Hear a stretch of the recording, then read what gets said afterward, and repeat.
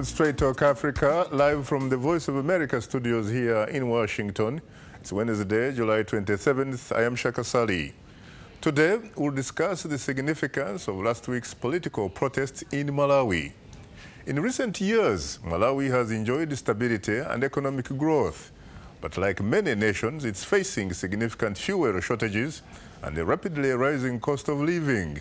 Inspired in part by the Arab Spring, thousands took to the streets in Malawi last week, accusing President Bingu wa Mutharika of mismanaging the economy and trampling on democratic freedoms.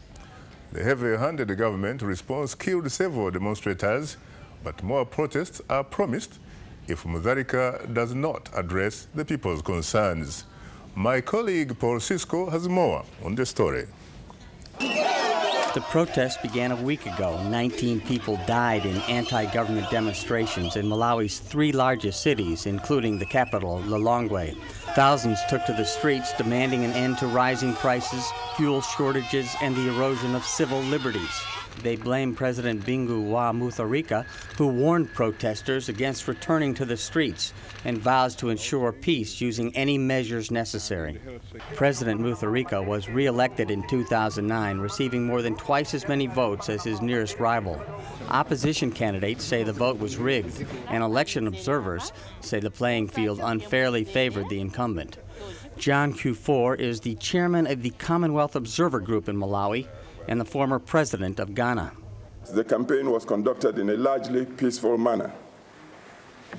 However, the overwhelming impact of the exploitation of the incumbency advantage, especially the unashamed bias of the state TV and radio, created a markedly unlevel playing field, tarnishing the otherwise democratic character of the campaign. Mutharika won on a platform of continued economic growth and food for the poor, but tensions have grown over worsening fuel shortages, high unemployment, and a weakening economy, reversing gains made during his first term. Despite constitutional guarantees of a free press, there have been growing restrictions on media and academic freedoms. Anthony Kasunda is with the Media Institute for Southern Africa. Instead of looking forward, making sure our democracy takes root, we are moving backward to where we were maybe in 1970 when we had an autocratic rule in the country. Malawi, heavily reliant on international aid, lost a large chunk of it when Mutharika expelled the British ambassador over leaked remarks about the president's increasingly autocratic leadership. And Tuesday, the United States put a hold on a $350 million grant for Malawi's energy sector out of concern over the crackdown on street protests. President Mutharika says the protests are an effort by opposition leaders and rights activists to stage a coup. Former Vice President of Malawi, Dr. Kasam Chilumpa.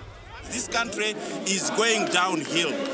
This country is for all of us, and all of us have got a duty right now to stop this downslide. We can't wait until 2014. We've got to speak, and the time is now for everybody to stand up and speak and say that this government is failing to live up to its obligations. Organizers say they will resume their protests if the president does not address the fuel and foreign exchange shortage problems by August 16th. Paul Cisco, VOA News.